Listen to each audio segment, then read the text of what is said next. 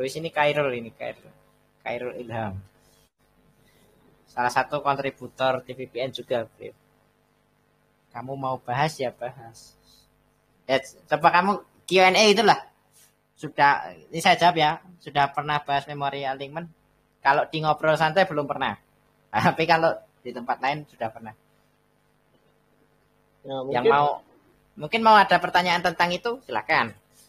Nanti kita bahas. Kalau ada pertanyaannya nanti kan ngalir itu topiknya. Bisa ngalir pas jawab. Viro ngomong, Viro. Tuh, yang nanya aja diem. Buka suara gitu. Ya ngomong lah, open mic.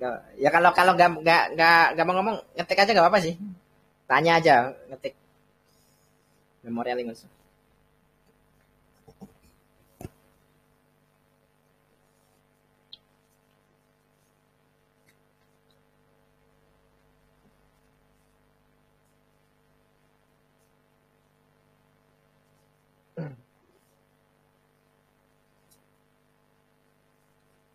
Kalau mau bahas ya bahas aja. Nah, tapi apa yang dibahas bagian apa? Gak jelas. Lagi ngetik ya kayaknya. Itu lagi typing. Oke. Ayo.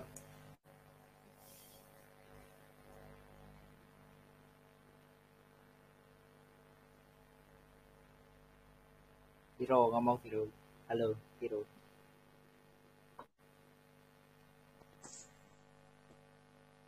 Pak Mar, enkripsinya TVPN ini seperti apa ya Pak? Enkripsinya pakai AES biasa.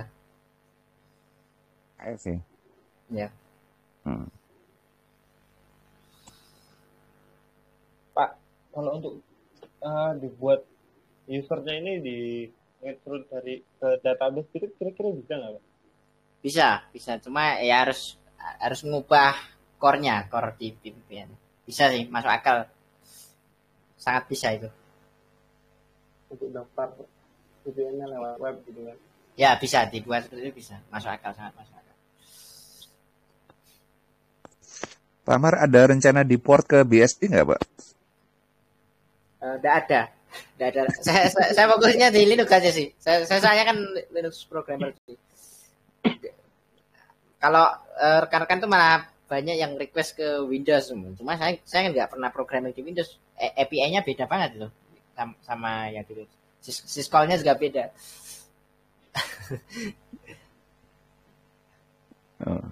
Ini SF BSD. Beda ya BSD. Tapi BSD kan punya Linux compatibility kan? POSIX. Ya, ada sih. Dari POSIX ada, cuma untuk contoh seperti API untuk virtual network interface-nya itu dia tidak ada yang standar POSIX, jadi nggak bisa antar BSD ke Linux gitu. Yang di sini contoh yang ada yang kode yang bisa portable ke BSD, ada yang tidak. Contoh yang tidak adalah seperti ini, misal saya cek di sini. Contoh yang tidak portable ada di bagian network terutama. Yang di bagian network ini, contoh ini, include Linux/IF. Ini untuk virtual network interface-nya. Dan Linux/IF tuh, ini hanya ada di Linux gitu ya. Kita saya awal dulu belajar seperti ini ya di Linux itu nggak pernah main ke BSD. Nah di BSD beda lagi ini. Jadi ini banyak yang Linux spesifik. Ini perlu di porting ke BSD juga. Nah ini sebenarnya dari struktur directory itu kita sudah pakai directory Linux nih. Jadi nanti mungkin mau nambahkan directory Windows, directory BSD dan lain sebagainya itu bisa. Nah ini tadi ada yang tanya kayaknya ya. Saya cek dulu. Oke, bahas aja. Mulai dari sini. Apa itu memory alignment dan penggunaannya pada POSIX mem alignment. Oke, jadi memory alignment ini adalah nilai kelipatan dari address sebuah pointer ya. Contoh seperti ini. Bentar, saya buatkan kode celltest.s seperti ini. Nah, memory alignment ini kita cek pakai GDP nanti bisa. Start.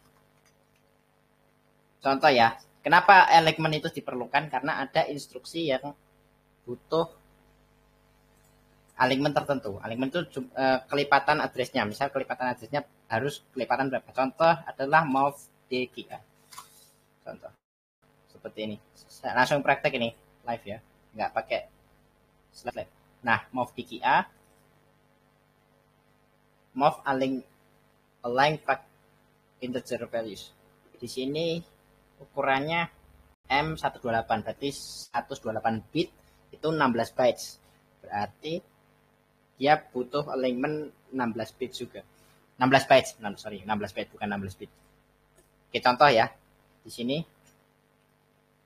move DGA RX masuk ke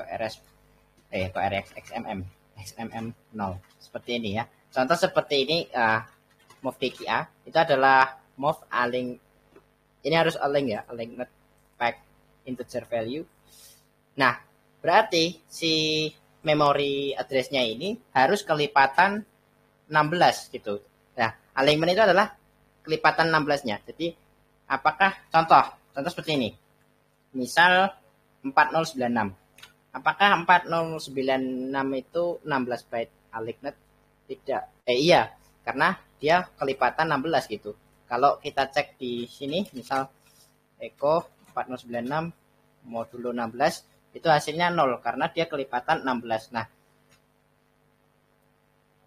alignment itu kadang diperlukan ketika kita melakukan move yang khusus harus menggunakan address yang berkelipatan nilai tertentu. Seperti itu. Contoh ini kan awal ketika entry dia sudah kelipatan 16 ya tentunya. Kalau kita subtract di sini, misal subtract RSP dengan 8, itu dia sudah nggak kelipatan 16 lagi. Maka di sini akan fault ya. Ini langsung exit saja, jadi si move 60 AX sor edi syscall. Ini exit ya, system call exit ya. 60 itu system call exit, terus exit kodenya 0 ini, sor edi 0. Nanti langsung exit kodenya 0. Nah, kalau kita berhasil exit, nanti kita nggak crash. Tapi kalau di sini itu tidak kelipatan 16, tidak alignment 16, dia akan crash di sini. Coba langsung saya compile DCC test test ini. No start else. Oh, ini harus di global dulu. Global start. Dan juga sectionnya section text. Ini. Nah, di sini segmentation fault ya. Nah, karena kita RSP tidak kelipatan 16, kita cek nilai RSP berapa menggunakan GDP. Nah, di sini nilai RSP ya. Kita lihat di sini nilai RSP. Nah, nilai RSP ini berapa ini nilai RSP? PU. Nah, nilai RSP sekian. Nih. Nah, dia tidak kelipatan 16 kan? Nah, kalau ini kalau kita modulo dengan 16, oh, kelipatan 16 ini berarti. RSP. Oh, salah. Sorry. Bukan di sini. Move RSP RDI. Bukan. Ini oh, ini harusnya compile static, sorry. Bukan yang itu kodenya. Static. Sorry. Awalnya kan ketika entry dia sudah kelipatan 16, terus di subtract kan. Nah, di sini ketika ini RSP kelipatan 16 nih awalnya, RSP. Nah, ini kenapa kita butuh alignment itu. Nanti kita bahas POSIX alignment juga. Ini sudah kelipatan 16 ya awalnya. Jadi ketika entry itu RSP sudah kelipatan 16. Kemudian kita kurangi dengan 8. Otomatis kan dia tidak kelipatan 16. Jadi dia akan fault di sini. Setelah subtract, nilai RSP tidak kelipatan 16 lagi. Coba ya kita modulo 16. Nah, di modulo 16 dia hasilnya 8, berarti dia tidak kelipatan 16. Maka di sini akan fault ya. NI. Nah, langsung zigzag fault ya. Seperti ini. Nah, kemudian untuk POSIX memaling tadi yang ditanyakan di sini.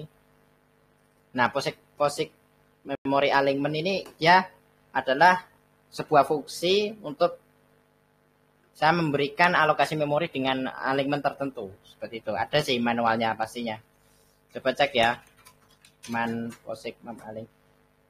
Nah, penggunaannya seperti ini. Alignment, size, ukuran, dan ini memori pointernya. Nah, penggunaannya adalah seperti ini. Kita tes nanti. Misal tes.c in main include stdio.h. Ini ya, POSIX memory alignment dia ada di include stdlib. Kita include stdlib, kemudian include sini POSIX memory alignment. Sini pointernya ya, ptr seperti ini. Nah, dia minta pointer to pointer di sini. Kemudian alignmentnya berapa? Nah, ini jadi memori yang dialokasikan itu pointernya harus kelipatan berapa gitu, yang di sini, yang alignment ini. Misal kita minta kelipatan 16, nanti otomatis si pointer ini akan bernilai sebuah scalar value yang nilainya kelipatan 16 seperti itu. Terus size-nya ini ukuran berapa? Misal ukuran 1024 itu ya. Terus ini return-nya berupa integer nih, langsung error kode nih. Jadi kalau return-nya itu enggak 0, biasanya negatif ya. Itu dia langsung error nanti. Seperti ini, kita return 1, terus nah si pointernya nanti kita cek ya nilainya berapa. ptr seperti ini. Kita return 0 di sini. Kita compile di sini. Ini penggunaan POSIX memory alignment. C tes C min O tes. Nah, di sini. Nah, ini kan kita sudah siapkan alignment 16 ya. Jadi ini kelipatan 16 ini pasti. Kalau kita modulo 16 itu hasilnya 0. Ya, ini sudah kelipatan 16. Coba kita modulo 32. 0 juga, ini berarti kelipatan 32 juga. Pokoknya, tapi di sini requirement-nya dia harus kelipatan 16 gitu. Mau kelipatan lebih dari itu, misal 32, 64, itu boleh. Tapi minimal 16, kelipatan 16. Kelipatan 16 harus terpenuhi terlebih dahulu. Misal ini 4096 misal. 4096, dia tidak kelipatan 4096 ya. Ini kan pack size, ukuran pack size itu yang di Linux x8664 itu pack size-nya 4096. Tapi kenapa ini pointernya tidak kelipatan 4096? Nah, itu karena kan kita tidak selalu menggunakan pack size kalau mau mengalokasikan memori. Nah, itu kita bisa minta ke si POSIX memory alignment ini, tolong berikan saya sebuah pointer yang nilainya kelipatan 4096 seperti itu. Nanti kita masukkan sini 4096. Kita tes ya, DCC tes. Nah ini pasti nilai ini pasti kelipatan 4096. Si POSIX memory alignment sudah menjamin. Kalau kamu di sini minta 4096, maka pointer yang diberikan akan kelipatan 4096. Kita tes modulo dengan 4096. 40 harusnya 0. Nah, harusnya 0 karena dia kelipatan 4096. Nah, coba lebih besar lagi, misal 8192. 8192. Nah, ini masih kelipatan 8192 ya, tapi minimal 4096. Seperti itu. Misal 10240. Nah, ini masih sisa. Nanti bisa tinggal minta alignment sekian. Mungkin ada nilai maksimalnya atau minimalnya gitu kayaknya. Coba baca di lebih lengkapnya baca di sini. man POSIX mem-link. Nggak ada ya? Oh, nggak ada. Nggak ada, berarti bisa. Ya, misalnya seperti itu sih. Jadi, alignment itu adalah misalnya minimal kelipatannya berapa di pointernya itu. Nah, kelipatannya itu pasti bernilai 2 pangkat N gitu. Misal, mulai dari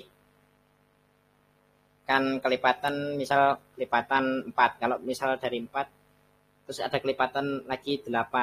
Setelah 8 nanti ada 16. Setelah 16 ada 32, 64, 128, terus dan seterusnya sampai pokoknya yang sering kita pakai itu sampai mentok di pack size. Kalau di X8664 itu pack size-nya 4096 4K ya. Seperti itu untuk POSIX mem-link. Ya, itu aja. Jelas? Atau mau ditanyakan lagi dari hal ini? Langsung ngetik saja kalau nggak mau ngomong.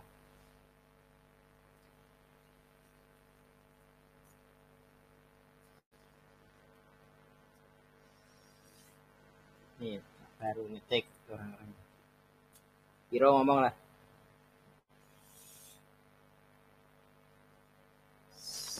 Pak Amar, Oke. autentikasinya VPN itu kan pakai username password ya Pak ya. Nah itu kan Ya, artinya kita bikin database username password dulu gitu Pak. ya betul. Didefinisikan dulu. Ya betul, di config-nya tadi ada. Saya buka ulang ya. Oh iya. Nanti ada pesan dari Yunle tadi belum saya baca. Ya di sini di directory data terus masuk ke server. Di sini ada user. Nah, database-nya sebenarnya pakai file-file seperti ini. Nah, di sini. Ini ada file, ini username ya. Jadi username.ini seperti ini terus isinya ini ada username passwordnya, username password config dan lain sebagainya. Seperti itu. Database-nya simple cuma pakai file-file aja. Nah, ini mau dikembangkan lagi pakai MySQL, pakai macam-macam bisa. Oke. Mirip dengan kalau OpenVPN itu kan dia pakai key ya. Ya, kalau OpenVPN langsung public key sama private key langsung key pair kita simpan di database. Per user punya key sendiri-sendiri. Tapi kalau ini key-nya sama semua. Oke. Cuma autentikasinya pakai password ini sih. Passwordnya ada password sendiri-sendiri gitu. Cuma key public key sama private key-nya sama semua. Sama semua ya. Ya. Kalau di OpenVPN kan kita mesti generate private key. Kita generate private key sama public key. Terus per user punya key sendiri-sendiri. Iya. Oke. Terima kasih Pak. Oke. Ini Yonlei. By the way, kalau gue gak salah dengar, symlink tersebut mungkin akan hilang di update bootstrap yang akan mendatang. Masih belum pasti. Mohon maaf kalau salah. Iya, nggak apa-apa sih. Aman sih seperti ini. Misal kita ada regression ya, misal berubah nanti kita tinggal nambahkan aja di listnya yang tadi. Sebenarnya nggak terlalu sulit untuk ngefix ini. Oke. Ya ini info menarik juga. Ini POSIX memory alignment sudah selesai kita bahas. Mau bahas apa lagi? VPN juga masih bisa dibahas. Itu tadi ya. Jadi kesimpulannya untuk POSIX memory alignment ini adalah untuk memberikan sebuah alokasi yang pointernya itu kelipatan nilai tertentu gitu. Itu kegunaan si POSIX memory alignment ini.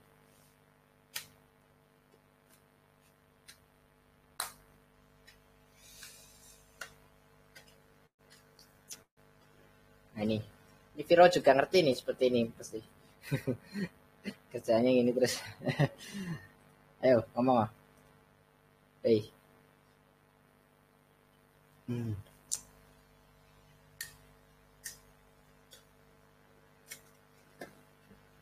Use case-nya tadi ya untuk POSIX memory alignment itu adalah ketika kita ada operasi vektor, terutama kita kan ketika menjalankan di aplikasi yang untuk khusus high performance computing itu kita perlu vektorisasi gitu. Kadang butuh kelipatan pointer yang kelipatan 64 untuk ZMM register. Kemudian untuk YMM 32, yang XMM 16 seperti itu. Ini tadi XMM.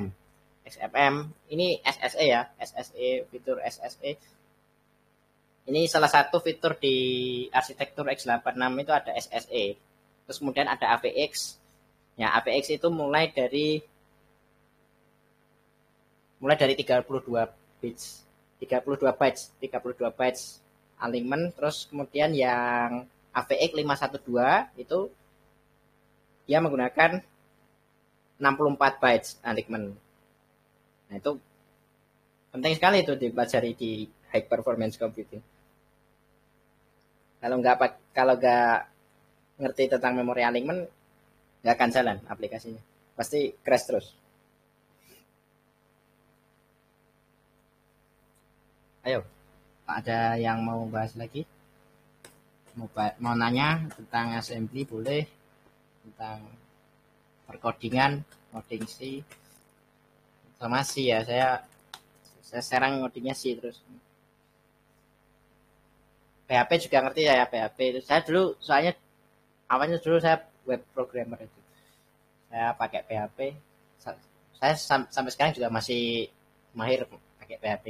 Masih lumayan ngetik PHP cepat, hafal fungsi-fungsinya, hafal sintak-sintaknya juga hafal pasti. Aturan nulisnya itu asik sih programming. Yo, nggak ada yang mau nanya lagi? Kapan ke Jogja? Aku udah di Jogja ini.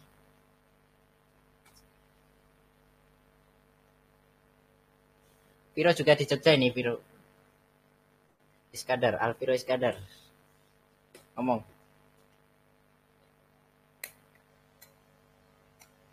Gimana? Ini yang alignment tadi sudah pada ngerti kan harusnya?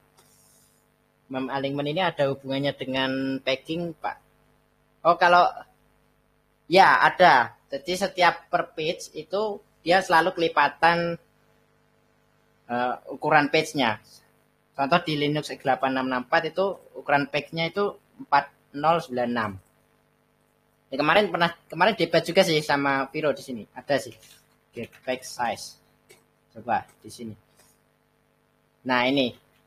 Kemarin debat sama ini juga. Nah, ini dia ketika mau porting viewing itu dia agak memperhatikan get page size ini. Nah, terus untuk di arsitektur x8664 itu kan get page size-nya 4K ya. Nah, terus untuk di arsitektur lain gimana gitu. Dia agak mikir arsitektur lain gitu. Terus saya komplain terus ngirim V2. Ini V2 ya, ini V2. Yang V1 ada pasti V1. Nah, ini awalnya ngirim V1. Terus saya komplain, coba klik kanan, view replace. Nah, ini. Nah, gimana tentang get page size? Soalnya arsitektur yang berbeda punya page size yang berbeda.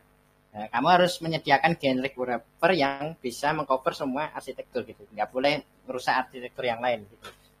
Kan misalnya kalau kita mendevelop sebuah fitur di arsitektur tertentu, misal di x86 itu kita nggak boleh merusak miliknya ARM, PowerPC dan lain sebagainya. PowerPC kan bukan 4K ya page-nya, jadi akan rusak. Nah, jadi alignment itu juga ada hubungannya dengan paging. Kalau per page itu alignment-nya adalah ukuran page-nya. Contoh ini 4K di x864. Berarti ketika di arsitektur x864 ini melakukan memory management, itu per page ukurannya per page itu harus kelipatan 4K pointernya seperti itu. Itu Pak, ada Pak, jadi ada hubungannya dengan paging. Paging harus kelipatan sesuai dengan alignment-nya. Oke, lanjut.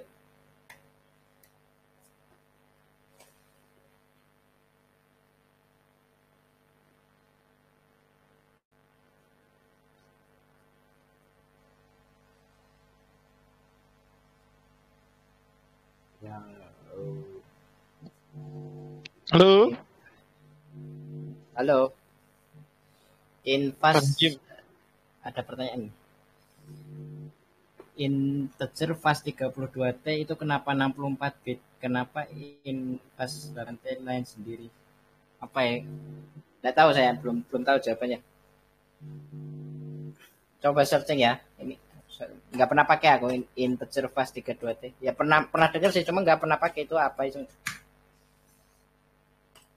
Apa sih ini integer fast? What is the difference? Integer fast 32T is the fastest integer for the current processor. Oh, berarti ini tergantung ini arsitektur dependent ini ukurannya. Kalau di arsitekturnya itu yang paling cepat untuk diproses misal 64 bit, ya ukurannya 64 bit. Kalau ukuran yang diproses lebih cepat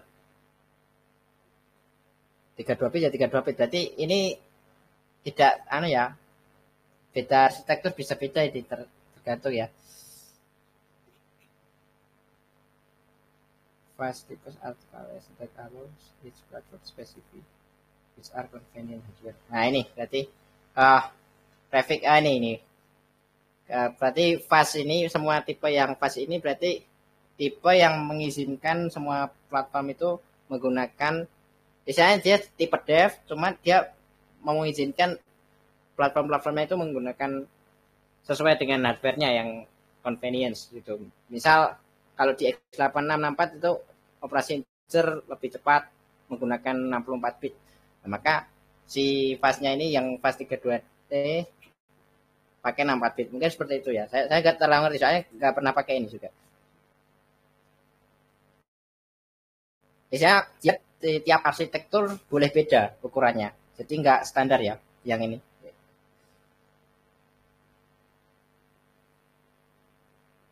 Nah ini ada yang ngirim link ini. Difference between in. Ada nggak ini? Sama ya. Sama yang dibuka. Oke. Lanjut. Itu. Saya biar cepat gitu pakai invest gitu. Mungkin kalau datanya hot pakai ini. Is the fastest available integer type. Oke. Berarti integer fast 32T ini adalah sebuah tipe data yang ukuran minimalnya 32 bit. Berarti bisa lebih dari 32 bit. Boleh lebih ya. Seperti itu. Per arsitektur sendiri-sendiri boleh beda. Yang kalau yang biasa ini yang integer 32T ini berarti semua arsitektur ya ukurannya 32 bit gitu. Oke. Jelas ya. Lanjut. Masih kurang puas. Integer kan tipe data yang bisa dihandle dengan baik oleh prosesor. Lalu kenapa integer fast 32T itu 64 bit bukan 32 bit?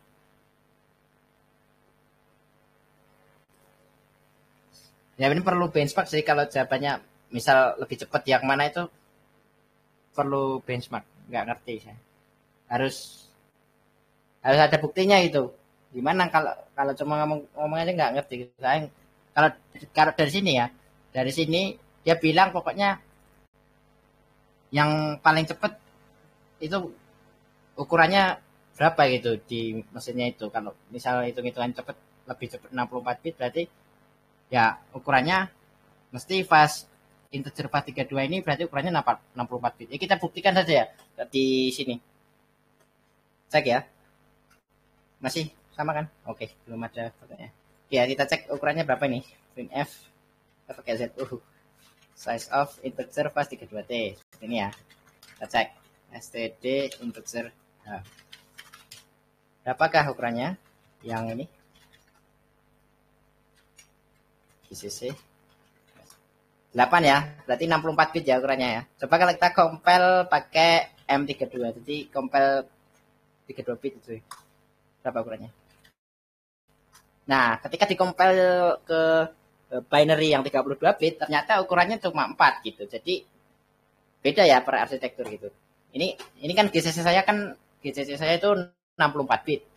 Terus kalau saya tambahkan M32 berarti dia dikompil ke binary yang 32 bit. Nah, ternyata setelah dikompil ke x86 32 bit ukurannya cuma 4 gitu. Jadi tergantung mesinnya ya. Tapi kalau saya menggunakan integer 64T ini kan selalu 8 ukurannya. Walaupun di 32 bit atau di 64 bit sama aja. Contoh nih. Di 32 bit ya. Ukurannya 8. Sama aja nih.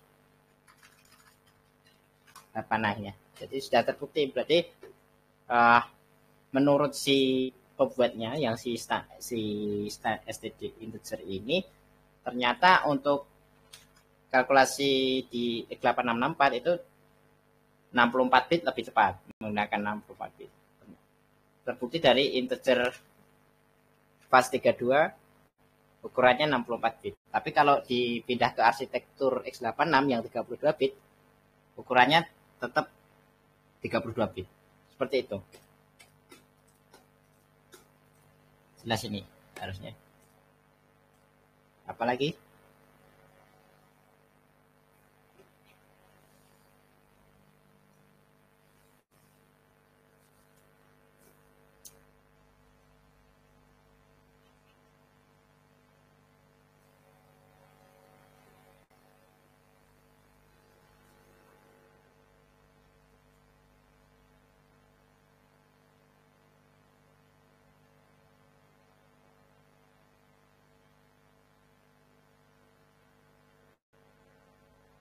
Oke.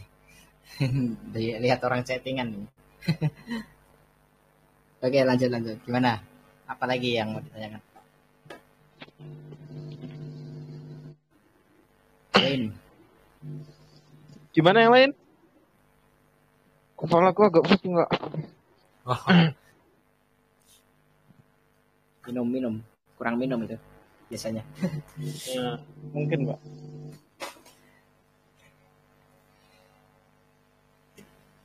Ayo. Membahas apa lagi?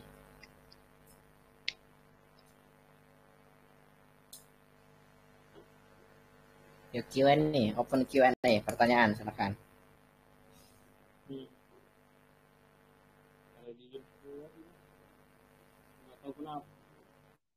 Apalagi ya? Coba nanya apa? Mau berhubungan tentang assembly boleh. Ini Pak, ini partisipannya juga pada ngerti assembly nih. Ya, cuma Viro gak mau ngomong nih. Pak, kalau untuk kita kan bisa kan buat web Apa?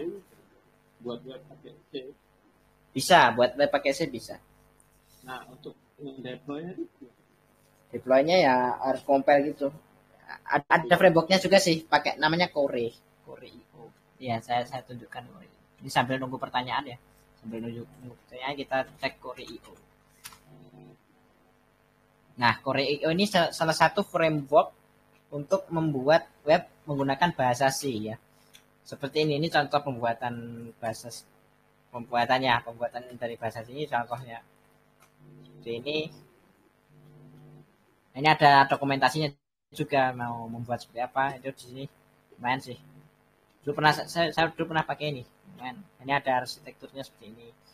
Ada routingnya juga, routing terus file map ini untuk resource. Terus ada buffernya, crawl, HTTP, JSON bisa handle JSON juga ini. Ya, pakai Core, JSON init, JSON cleanup, macam-macam. Asik ini sih. Cuma agak berat nih proses developmentnya susah. Soalnya kan pakai bahasa C. Kalau untuk deploy di server itu dia modelnya pakai deploy VPS gitu. Ya pakai VPS ini harus pakai VPS, harus ada akses ke tool gitu. Core gitu, Core IO GitHub, ada reponya sih. Ini. Nah ini reponya ini. Oh, tahu Pak. Jadi modelnya itu dia VPS lah ya. Ya. Oke. Ini ada pertanyaan ini. sebentar. Kalau misal tipe datanya 64 bit tapi muat di 32 bit, itu masuknya nanti ke register 32 bit atau 64 bit, kayak write 1 buffer 177013 pakai EDX bukan RDX. Ya boleh pakai. Oke, gini. Nah, sebenarnya mov L, mov misal mov 177013 ke EDX. Ini sebenarnya sama dengan mov key. Efeknya sama persis ini. Efeknya sama persis. Jadi move ke 32 bit register itu akan mengklober nilai 64 bitnya gitu. Jadi dua instruksi ini efeknya sama persis karena immediate value-nya hanya 32 bit gitu. Jadi move ke 32 bit register akan mengklober seluruh nilai 64 bit registernya. Tapi kalau 16 bit misal di sini move B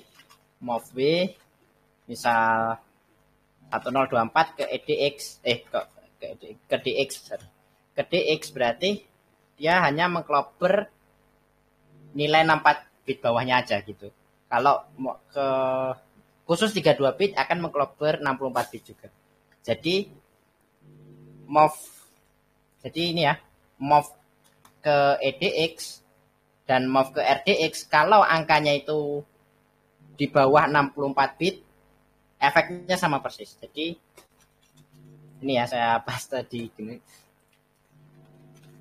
Ini efeknya sama persis. Ya, dua instruksi tersebut efeknya sama persis. Akan mengklober yang 32 bit akan mengklober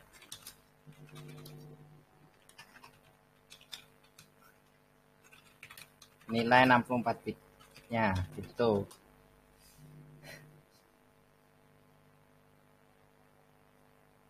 Size T kan 64 bit. Oh, size T nggak mesti 64 bit. Kalau di arsitektur 32 bit ya 32 bit itu size T. Size T itu sebenarnya adalah ukuran yang digunakan untuk menampung objeknya gitu. Jadi size ya kalau di X8664 ya 64 bit betul. Cuma kalau di nggak mesti ya, jangan bilang size T itu 64 bit kalau nggak ada arsitektur spesifiknya. Karena soalnya beda arsitektur, beda ukuran size T itu.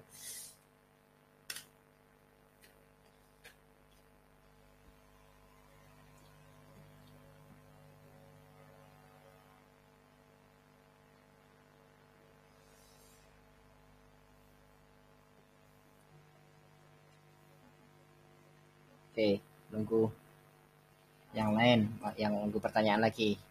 Nunggu respon.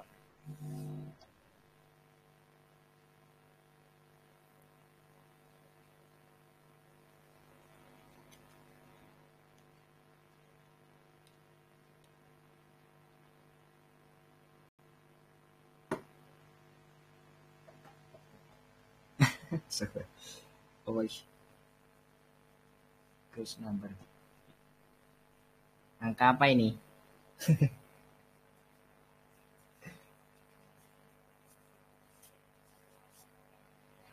Satu 1770. Ya, mau nanya lagi.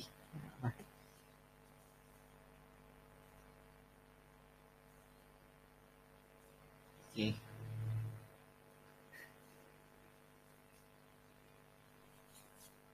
Pak. Oke, gimana? Request Docker, Pak. VPN. Oh, bisa sih, bisa. Ya, kalau ada yang bikin patch-nya, saya review pasti. Maksudku gini, ada responnya. Maksudku kayak gini aja deh. Size T X sama dengan 0. Ukuran X kan 64 bit di X8664.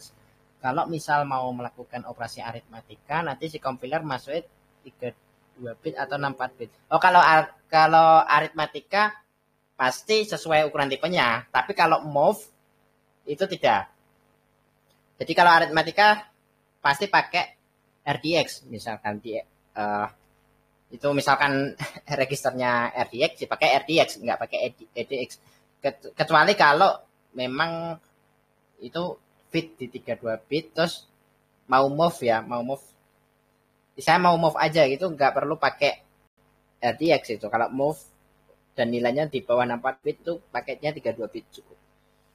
Tapi kalau operasi aritmatika harus 64 bit karena kalau sudah ukurannya kalau operasi aritmatikanya menghasilkan nilai di area 64 bit dan bukan di area 32 bit, misalnya di atas 6 di area di atas 32 bit itu nanti akan hilang kalau pakai EDX. Nah, jadi harus pakai RDX.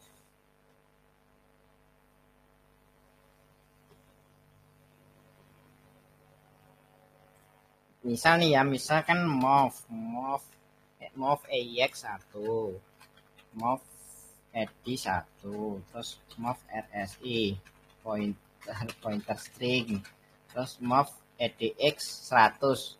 Seperti ini terus di call. Ini kan sistem call write ya. Misal seperti ini. Saya malas ngetik, langsung ini aja. Nah, saya jelaskan ngomong aja. Nah, ketika mau seperti ini, itu nilai EDX-nya itu otomatis mengklober nilai RDX juga gitu. Jadi nggak apa-apa kalau move seperti ini. Cuma kalau aritmatika yang aritmatikanya itu nilainya menjangkau nilai lebih dari 32 bit, ya jangan pakai RDX, jangan pakai EDX, pakai RDX gitu. Jelas? Ini saya hapus saja, nanti salah paham nanti kalau nggak biar dibaca dulu. Yang nggak join salah paham.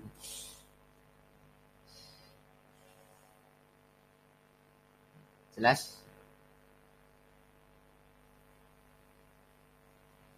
Kalau misal mau melakukan operasi aritmatika. Istilahnya kalau operasi aritmatika, terus operasinya itu menghasilkan nilai lebih dari 32 bit ya, ada potensi menghasilkan nilai lebih dari 32 bit ya kita harus pakai 64 bit register gitu. Nggak bisa pakai EDX. Tapi kalau move 32 bit itu jelas mengklober 64 bit. Ya, lanjut.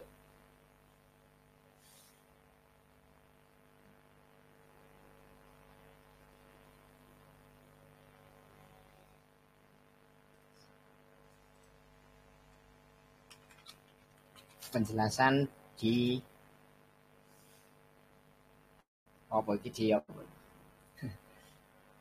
di voice call.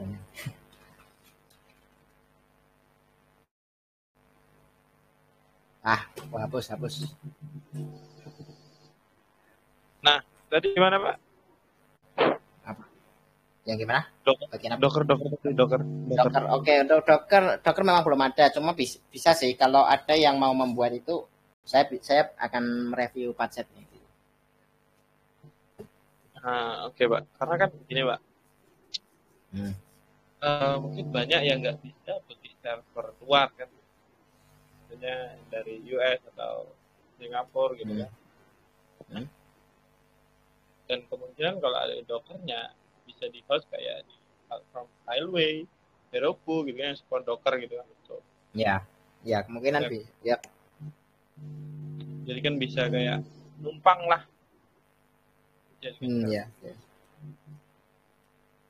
Ya kemungkinan ya dibuatkan Dockernya sih bisa, cuma saya nggak tahu itu yang numpang itu bisa atau enggak tahu. Dibuatkan Dockernya bisa. Cuma siapa yang membuat itu? Yang membuat langsung kontrib aja, kirim patch atau pull request sedikit boleh. Nanti pasti saya review nanti. Kalau ada yang nggak benar saya komplain, saya suruh benerin. Oke, Pak, siap. Aman, nggak akan merusak lah. Kalau mau kontribusi, kalau kontribusinya udah diterima itu akan merusak, itu bukan tanggung jawab si kontributor, tapi tanggung jawab si maintainer. Kenapa kamu menerima budgetnya gitu? Pasti kan saya tolak dulu kalau isinya jelek. Siap Pak, siap. Dan kayaknya ini udah jam 11 juga Pak. Udah cukup aja atau gimana? Oke, cukup aja atau mau ada yang bahas lagi? Asik sih ngobrol-ngobrol gini. Besok libur juga sih, mau ngobrol lagi boleh. Kalau mau nanya lagi ngetik aja nggak apa-apa, ngetik atau ngomong lah, kalau kalau berani ngomong. Ayo lah, Biro ngomong lah. Ayo ngomong. Halo Iskandar Setiawan. Sepi. Yang lain ngomong. Ada siapa itu? Ada Rea, ada Cak Manjaru. Nah ini ngetik lagi, ini siapa ini? Batin ngetik lagi. Paulus Triswadan. Pak Paulus mau ngomong. Biro. Luis. Sakti. GNU Sakti. GNU/STD Sakti. Iya, Ngomong, halo ngomong. Pak. Ya halo. Salam kenal. Salam kenal. Suaranya manja gimana gitu? Anjay gimana Pak?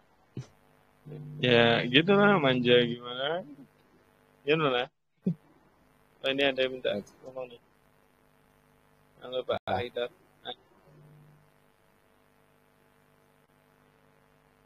Loh kok diem?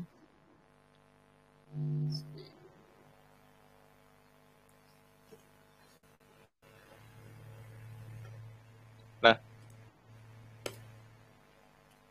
Ini ada Pak Chandra Gati, ada Faris, Only Faris. C++ Cheating Some Game. Programmer C++ ini ya. Faris ini. Saya sering lihat Faris nih sih, cuma jarang ngomong, paling ngirim stiker doang Faris. Coba ngomong atau sharing, mau tanya boleh, mau tanya dulu. Halo. Pak Amar masih kuliah? Masih kuliah? Masih lah. Oh, semester berapa Pak? Oh, enggak. Oh, sorry, salah ngomong. Enggak. Oh, udah lulus. Oh, ya. Kenapa? Yeah. Bapak dulu jurusan apa? Siapa Pak? Pak Amar.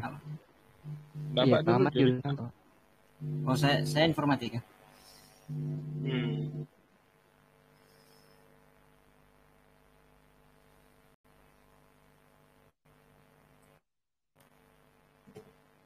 Kuliah di mana? Ya di suatu kampus. Males ngomong. Gak bisa di-spill Pak.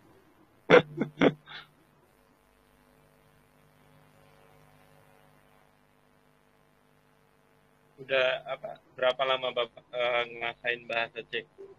Mulai belajarnya? Lama, bertahun-tahun. Ini nih ada pertanyaan.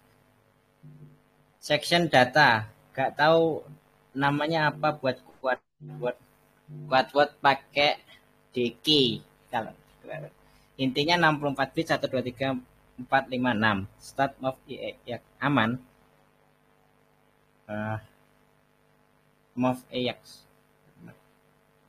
Tergantung ini ISZ ini kan dia jadi pointer kalau itu mau echo atau deki nih, tergantung nih. ISZ itu kalau echo dia jadi konstan.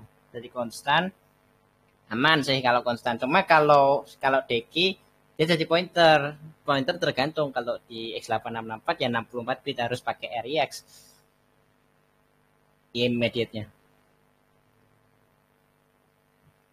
I mean load value for yes. Kalau load value-nya pakai operator di reference pakai gini. Kalau move AX ISZ seperti ini. Kalau load value dari DK ya, misalnya ada section data nih, section data, terus di DK ISZ 123456 seperti ini. Terus di sini section text something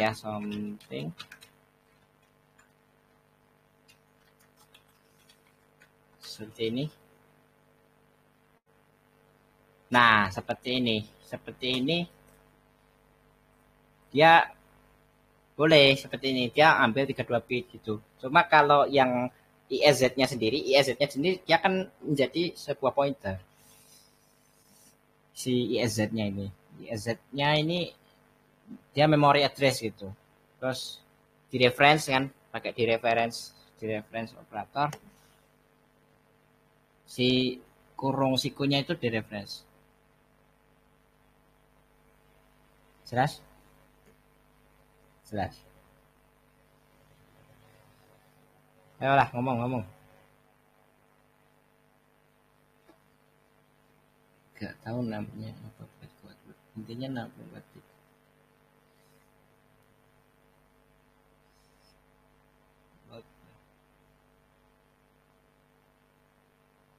Yuk, yang lain.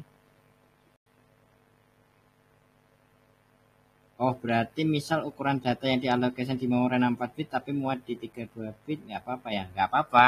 Ya nanti yang keload cuma bagian 32 bitnya aja gitu.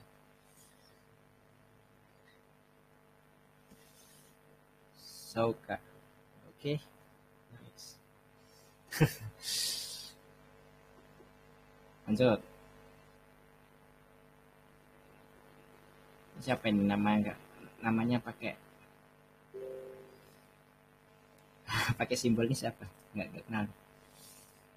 Sia in Mars. Cak Manjaro. Coba disapa yang sekarang ini. Siapa ini? 17 income. Banyak juga.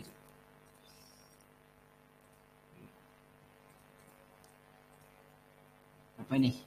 Kalau ngitung integer 128 bit gimana ya? 5 di grup 11 katanya bisa dikombinasikan RX sama RDX. Oh, 128 bit integer itu yang upper bitsnya dia ada di RX. Terus yang lower bitsnya kebalik.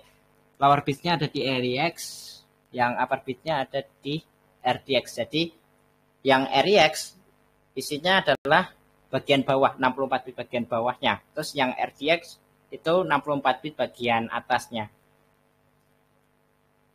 Jadi misal ya. Bikin misal void multiply. Sini metronnya misal unsigned integer 128T seperti ini. Terus parameternya unsigned integer 64T. A B terus A dikali B. Return A kali B. Hasilnya seperti apa ya? Kita cek assembly-nya. Nanti dia akan menggabungkan pakai C ini harusnya. Nah, terus objek dam identitas. Nah, ini stack frame di setting pakai optimisasi harusnya ini biar assembly-nya kecil. O3 ya, pakai O3. Nah, ya seperti ini. Nah, yang contoh seperti ini ya. Nah, fungsi ini dia jadi seperti ini. Move RDI ke RX, terus RDX dinolkan, terus multiply. Nah, ketika multiply itu dia mengalter nilai RX dan RDX di sini. Ya. Jadi return value-nya itu dia digabung. Yang RX itu sebagai lower bit-nya, terus yang RDX dia sebagai upper bit-nya. Ya. RDI ini adalah argumen pertama ya. Terus kemudian RSI ini argumen kedua. Jadi ini RSI, yang A ini RDI. Terus yang B ini RSI. Nah, kan berarti RSI dikali RDI dikali RSI seperti ini kan. Hasilnya seperti ini. Yang RDI dipindah ke RX dulu.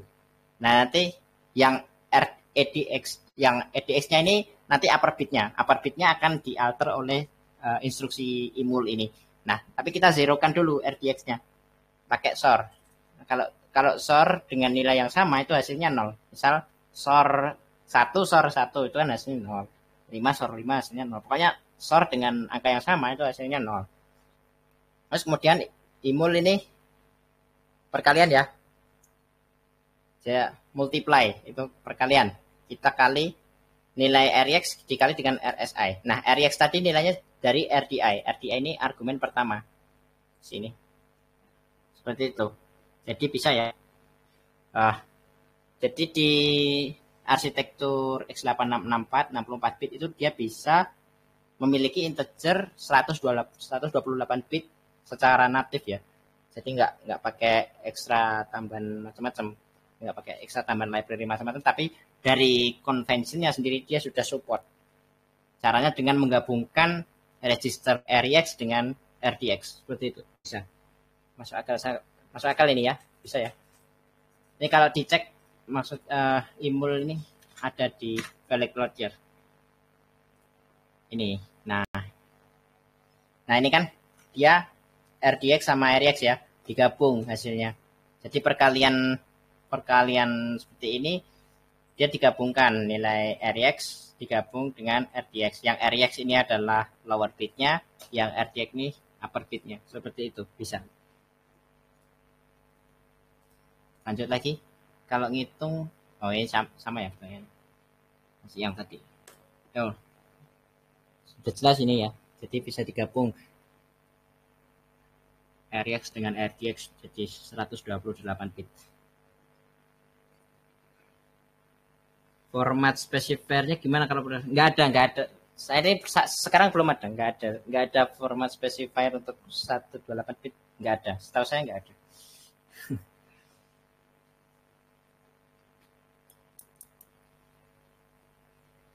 Jadi harus bikin fungsi sendiri, dipecah dulu. Outputnya aja none, not a number. Nah, yang saya tahu nggak ada printf untuk 128, nggak ada. Di manual juga nggak ada. Paling mentok sih itu long ya itu long itu minimal 64 bit. Tapi sampai sekarang yang paling besar ya long tetap 64 bit, enggak.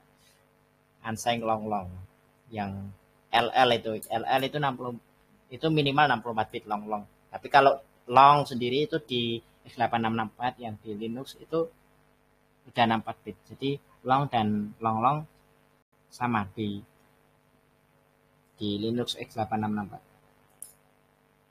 Tapi kalau di Windows itu kayaknya agak beda. Ukuran long itu walaupun 64 bit masih 32 bit sih longnya. Jadi tergantung platform ya. Beda tempat bisa beda. Kalau mau pakai yang standar ukurannya yang sama di semua tempat itu pakai yang dari std integer ini. Jadi misal ini unsigned integer 64T.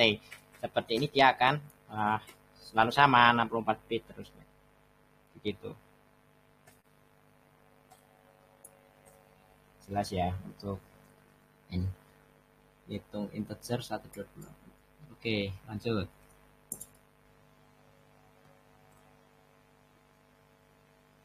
Banyak kaset ini.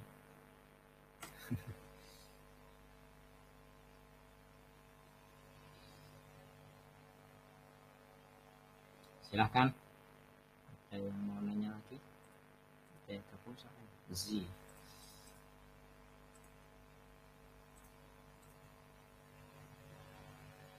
Ayo lanjutkan. Ya nggak ada yang ngomong. Ayo. Turu.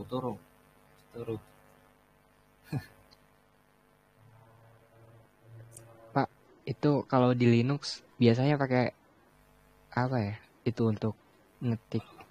Kalau di Windows kan di Word gitu. Kalau di Linux apa pakai apa? Pakai LibreOffice. Ini ada sih LibreOffice seperti ini. Ini ada presentation, ada Excel macam-macam. Ini pakai ini, pakai seperti ini. Ini Microsoft Word. Jadi Microsoft nggak pakai Microsoft, pakai LibreOffice kalau saya. Tampilannya seperti ini.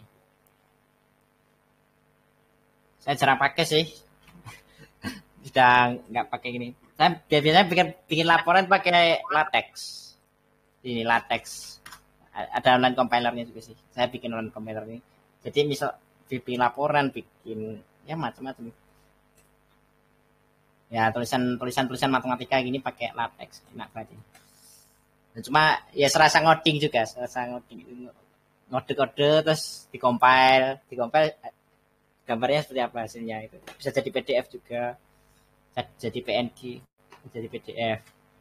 Ini kalkulus untuk ini mencari derivatif.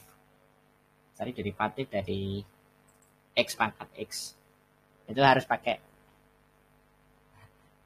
logaritma natural. Jadi ini kita turunkan dulu pangkatnya. Nah, asik nih bahasin. Apalagi mau bahas apa? Mau bahas kalkulus boleh, mau bahas programming boleh. Bahas latex juga boleh, asik sih latex ini. Jadi ngetik pakai latex ini, bikin laporan, bikin karya-karya, bikin skripsi, bikin macam-macam bisa ini latex ini. Bisa pengganti Microsoft Word. Sublime Text dong. Sublime Stack. Ini Sublime Text. Saya kalau ngoding pakai Sublime Stack ini. Kalau ngoding latex di sini juga bisa sih di Sublime Text. Ada syntax highlighternya juga. Latex. Nah ini ada latex, ada bittex, ada latex logtext. Ini. Saya pakai Sublime Text kalau ngoding. Bayar ya Sublime Text? Iya bayar. Oh. 80 USD lisensinya. Oh mahal ya? Ya lumayan. Tapi enak juga nih dipakai.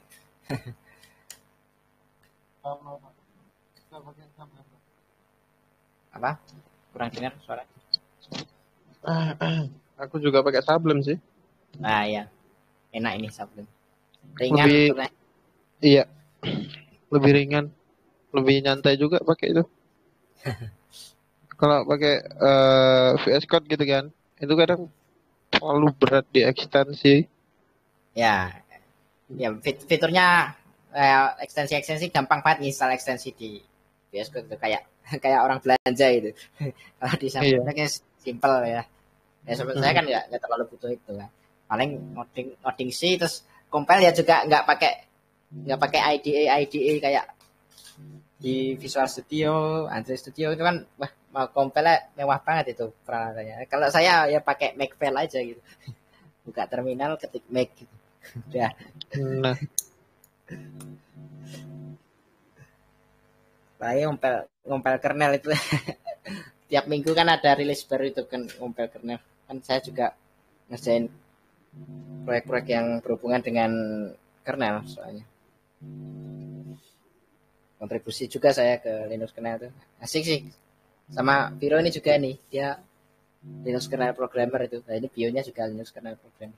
Si Iskandar Setiawan ini. Code review bareng itu kadang di GNU. Di Insight juga mau code review dulu terus nanti kita submit ini patch-nya ke Lore kernel. Bedanya Sublime yang nggak berbayar apa Pak? Kalau yang nggak berbayar itu nanti setiap beberapa waktu itu ketika nge-save itu kayak ada tulisan suruh beli gitu. Yang nggak berbayar. Ya kalau berbayar ngilangin tulisan itu tok aja kayaknya. Kayaknya itu aja sih bedanya. Jadi kayak Windows ya. Iya kayak Windows itu. Ya kayak kamu harus beli ini gitu. Tapi masih bisa dipakai. Kayak WinRAR itu. Nyuruh-nyuruh beli doang gitu. Masih bisa dipakai. Link crack gak sih? Apa? Crack? Iya itunya, lisensinya. Ada kan yang bajakan? Iya, tapi nggak awet sih. Yang bajakan itu paling cepat mati gitu. Dan gimana ya? Ini bukan tutorial atau gimana ya? Kalau untuk lisensinya sendiri sebenarnya bisa di code Sublime Text itu di code diganti value-nya gitu aja bisa. Tuh Ya, nge-crack-nya tanpa lisensi gitu. ya bisa.